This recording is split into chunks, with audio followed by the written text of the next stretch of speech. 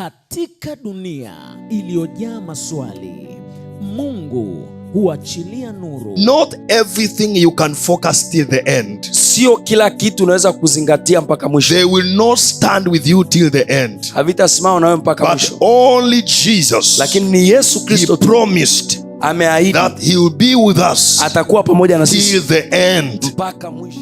Nuru inayoleta ufahamu, nuru inayofunua kweli, kuleta uhalisia na mwelekeo. So you must know he is the only one to depend. Unapaswa kujua Yesu ndiye mtu pekee wa kutumaini, wa kumwamini. Put your faith in him. Kuweka imani yako kwake. Focus unto Jesus. Zingatia, weka umakini. Learn from him. Kupitia mafundisho ya kina na ufunuo wa kweli za ufalme wa Mungu, leo tunakuletea fundisho na nabii wa Mungu Prophet Allen Grace. Fungua moyo wako na upokee nuru. Vigumu kukirejesha. That is the truth. Huo ndio ukweli. I'm telling you. Nakwambia. You know, you can sin. Unaweza ukatenda dhambi. And I'm telling you it's true. Ni kweli kabisa. You are forgiven. Umesamehewa. Even before you have committed a sin. Hata kabla hujatenda hiyo dhambi. God is a God who forgives. Mungu ni Mungu anayesamehe. But there are things. Lakini kuna vitu that cannot respond to the forgiveness. Havitikii msamaha. Just because you are forgiven. Kwa sababu tumemsamehewa. Number one. Namba moja. It is the nature. Ni asili. The nature asili of this world. Ya ulimwengu. To not respond to the forgiveness. Kwenye usamaha. You are supposed to know how you treat it. Unapaswa kujua. For example, you have committed adultery. Pengine umefanya uzinzi. You will be pregnant. Utapata mimba. I'm telling you. Even if you go and cry. Hata ukienda kulia. I will not have that pregnancy. In the name of Jesus. Kwa jina la Yesu. After 1 month. Baada ya mwezi. You will know now you are pregnant. Utatambua kumbe nina mimba. And I'm telling you, Jesus has forgiven you. Na Yesu amekusamehe. But the mark. Lakini alama of the nature ya asili is there. Ipo. If you are a thief. Kama ni mwizi. You have stolen something. Umeiba kitu. And you have stolen from a born again person. Umemuibia. I will say I forgive you. Akasema nimekusamehe. But the people. Lakini watu raia. On that street. Raia I will not forgive you. Hawatakusamehe. They will take a tire of a car. Watachukua tairi ya gari. And burn you. Watakuunguza. That's the nature. Hiyo ndio asili. Number 2. Namba 2. It's the law. Ni sheria. There's the law that governs the system of this world. Kuna sheria inatawala ulimwengu. There's the law in the government of people. Kuna sheria kwenye serikali za wanadamu. For example, if you have raped a student. Mfano umembaka mwanafunzi. And you come to me as a pastor. Ukaja kwangu kama mchungaji. I will tell you the truth. Nitakwambia ukweli. You are forgiven. Umesamehewa. But the law. Lakini sheria has not forgiven you. Haijakusamehe. You will be taken to the court. Utapelekwa mahakamani. And they will throw you to jail. Na watakupa. Be very wise. Uwe na hekima. Do not receive the grace for in vain. Usipokee neema ya Mungu bure. Do not corrupt the grace of God. This is what Apostle Paul said. Hichi ndicho mtume Paulo alisema. In the book of Romans chapter 5. Kitabu cha Warumi 5. Take a read from verse 13 to 14. You have to know this wisdom. Lazima una hii hekima. Do not corrupt the grace of God. Usiharibu neema ya Mungu. They go and sin. Kuna watu wanaenda kufanya dhambi. They say God will forgive me. After this I will cry and fast for 3 days. Nitafunga siku 3 kavu. You are a fool. Wewe ni mpumbavu. Jesus, I repeat again, you are a fool. Narudia tena, wewe ni mpumbavu. I say again, you are a fool. Wewe ni mpumbavu. You are ignorant. You are missing knowledge. Unakosa maarifa. My people watu wangu wanaangamia for the lack of knowledge. That knowledge is not about chemistry. That knowledge is not about geology. That knowledge, the knowledge of God. Because you lack knowledge, because your mind is darkened, the light is not in your mind, so you are stumbling and falling. Jesus is helping us not to fall. Yesu anatusaidia tusianguke. Then he asking people, anauliza watu, should we sin?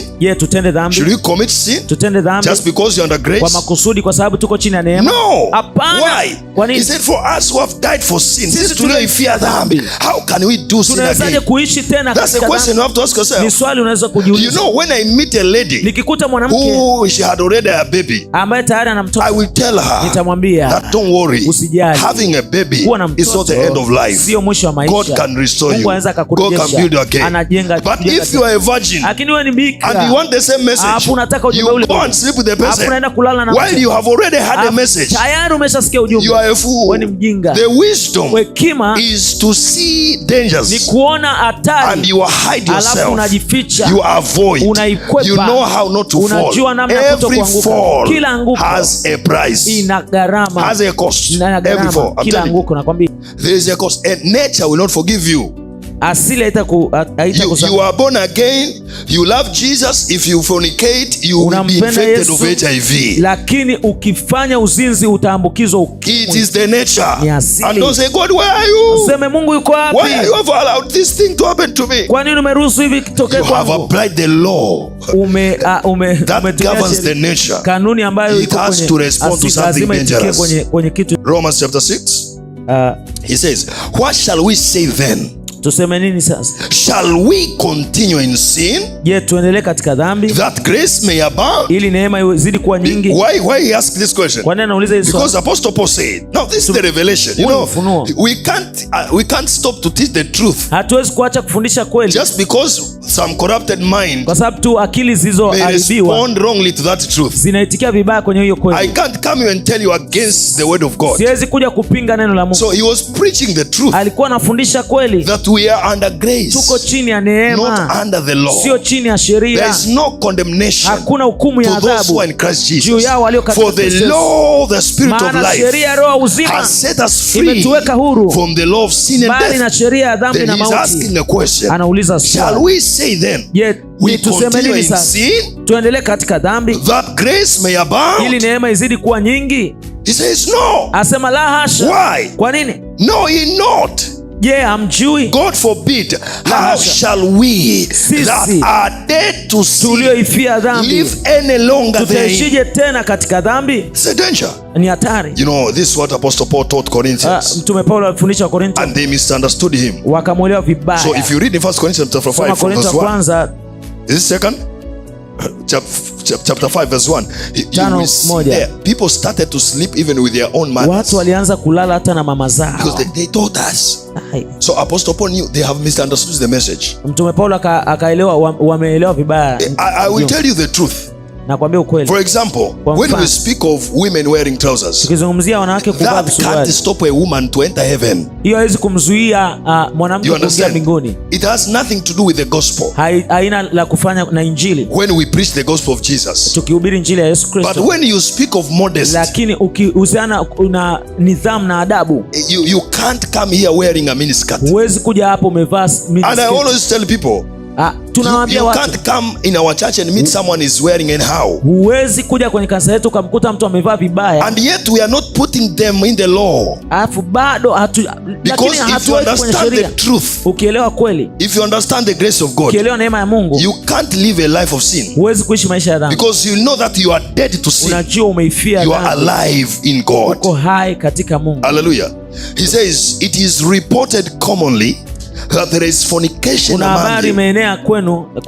And such fornication as is not so much as named among the Gentiles, that one should have his father's wife. This is Apostle Paul trying to reduce ukali wa maneno. He's trying to be gentle. He's reducing the sharpness of the words. I don't know how to say it. For it not to look like an insult. So instead of saying someone is sleeping with his mother, he says he's sleeping with his father's wife. So who is your father's wife? Your mother. Why? Because they heard that we are free. Kwa nini? Kwa sababu wamesikia kwamba tuko huru. We are free. Tuko huru. We are forgiven. Tumesamehewa. We are under grace. Tuko chini ya neema. It just take to believe Jesus. Kwa hiyo inahitaji to go to heaven. Ili kwenda mbinguni. Not by works. Lakini sio kwa matendo. It's by faith. Ni kwa imani. They start to live anyhow. They misunderstood the message. Hawajauelewa ujumbe. If you understand the message, ukielewa you live freely. Unaishi huru. You enjoy the grace of God. Unaifurahia neema ya Mungu. Hallelujah.